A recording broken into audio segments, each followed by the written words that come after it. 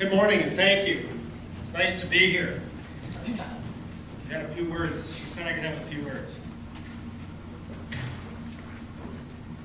Each of you is on a journey. It's a pretty amazing journey. Today you have committed to be exposed to and be influenced by, or at least listen to, some of your peers and some thought leaders. And this is important on many levels. As a former member of the board of directors of EMA and the predecessor to staffing management, and I was the president of the Cleveland chapter for a number of years, pulling off an event like this is an amazing event. And so I want you to take a minute and honor the board that pulled this event together. Let's give them a round of applause.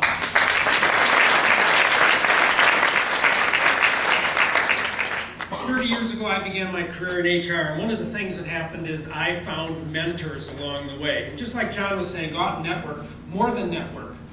Find somebody who can be your mentor and find somebody to be a mentor to. It can create a lifelong exchange because the future belongs to those who can learn, unlearn, and relearn. And mentors can play a great role in helping you do that. You're going to hear a lot of ideas today, and I want to give you 3 things to think about as you listen to the various speakers. Let's try the button here. All right. Experience is the marketing.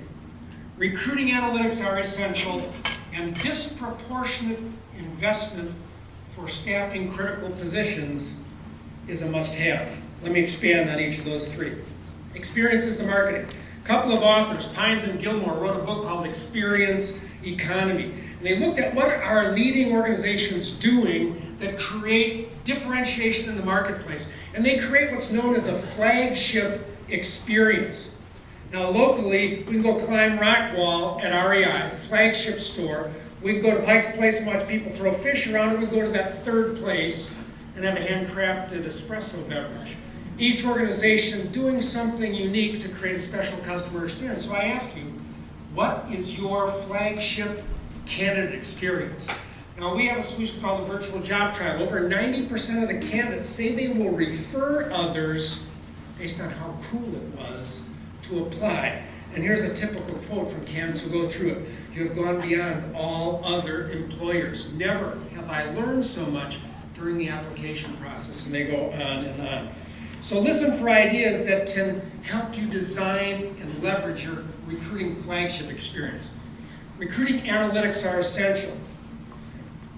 A number of years ago, I did a survey with SHRM, and I found out that only 15% of companies have actually conducted analytics that compare candidate evaluation data with job performance. And what that means is most organizations are not learning from experience. We are not learning from experience. And here's an example of just a statistical grid of the relationship between candidate evaluation and different elements of job performance. But what does that mean? For example, a company wants to hire tellers who sell more, and they find out the more you sell, the more likely you will have cash drawer errors. So can you build the selection systems that balances cash drawer accuracy with the ability to sell? An insurance company terminates 18% of the people they hire because it can't pass the candidates can't pass the state licensing exam. Build a selection system that identifies the ability to learn. Drop that 18% failure rate to 2% in 1 year. Save over $1 million in recruiting and onboarding costs. It goes on and on. Things you can learn by conducting analytics. And this is the kind of things that you can say internally to your organization. We have taken workforce analytics to a new level of aligning our HR plan with our business strategy. The third thing is disproportionate investment allocation. What does that mean?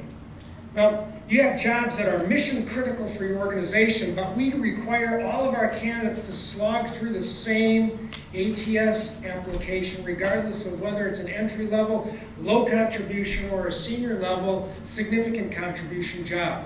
So what are we doing to create a microsite? A unique site that delivers an appropriate experience for the candidate you're trying to communicate with. Microsoft is probably the world leader in microsites that go after different talent populations. Maybe Scott's going to mention something about that in his comments today. But the virtual job tryout is a microsite that delivers an engaging, interactive experience that gives you more information about candidates than you will ever get with any other system. Okay? And here's the VP of Sales saying, Those who came in before and those who came in after have about $3 million in first-year bookings difference. Bookings speak pretty loudly. Are you learning about your job? Because you hired your best and you hired your worst with the same decision process, getting a little bit smarter using recruiting analytics, disproportionate investment for more critical jobs can help you.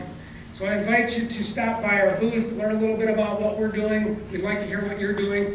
We may not have time to drink it with you, but we've got some cards for a cup of coffee. We'd love to buy you a cup of coffee. Stop by, find something to implement today. Have a great conference. We appreciate the opportunity to be here.